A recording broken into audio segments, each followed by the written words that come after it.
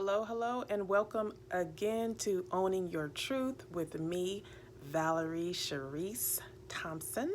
Today is the 30-day challenge. We are on day 27 of loving yourself, the 30-day challenge of loving yourself. So today, what I was thinking about as I started off my morning was not allowing my story, my past, to keep me from moving forward. I can acknowledge my story, but not allowing it to keep me from moving forward. So today's challenge is to acknowledge your story, whatever your past is, whatever it was, but do not stay there. Do not allow it to keep you from moving forward into the things that God has called you to do. Do not allow it to keep you from moving forward on your journey to your destiny of becoming all that you are called to be.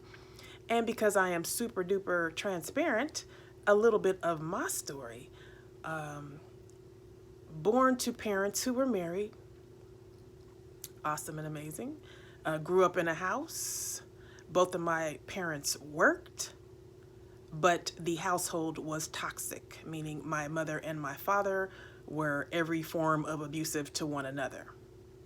So that was something that I experienced indirectly as a child growing up. So that affected me. And during that course, I was fondled, and I'm not saying a series of times because I only remember once, but I was fondled, so that affected me. I was hit by a van, and I'm not going in order, but I was hit by a van by a drunk driver, so that affected me. So things that happened made me promiscuous. My father left the house when I think about 11. I think I was about 11, and I didn't know where he went. So that meant my mother and my father were separated. My mom, and I'm transparent, was having an affair with the man across the street. My father was probably doing his thing too. It probably was not he was doing his thing.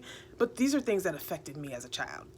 So I'm saying all this to say, even though, we had the house, we had the 2-car garage, we had food, we had PG, we had all the things that we needed growing up, me and my brother, but there were some things we didn't have. It is what it is. So those are things that affected me. I remember in middle school, we had to move into a hotel that was across the street from my brother's high school. Embarrassing as a teenager. But through it all, my mother kept us. She took care of us, whatever. But these are things that affected me. Again, I was promiscuous. I experienced my father at the age of 15. He passed away. He was a drug user for a moment, alcoholic. My mother was an alcoholic for a moment, but she chose to stop drinking. Let's see, moving forward. Had my daughter at 21. My first daughter was not married. Moving forward, my brother died when I was 27. My mother died. Nope. See, I'm confused. My mother died. My mother died when I was 27. My brother died when I was 29. My apologies.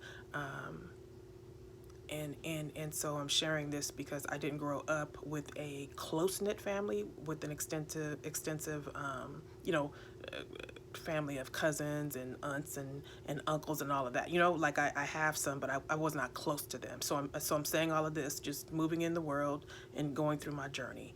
Married, had 2 children, blended family. My husband had some children, blended family. So lots of stuff going on, but it was toxic. And this is something I've already shared in one of the books that I'm in.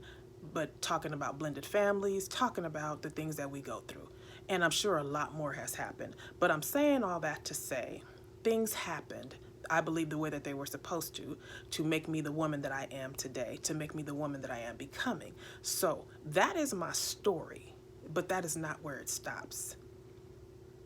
I've been depressed, very, very depressed, not medically depressed, but definitely depressed, negative. So many things because of what I come from. But through it all, it made me dive deep into spirituality. It made me dive deep into hope and faith and loving myself and nurturing myself and personal development, because I know that I'm called to be a holistic life coach, and that is coming again in 2020.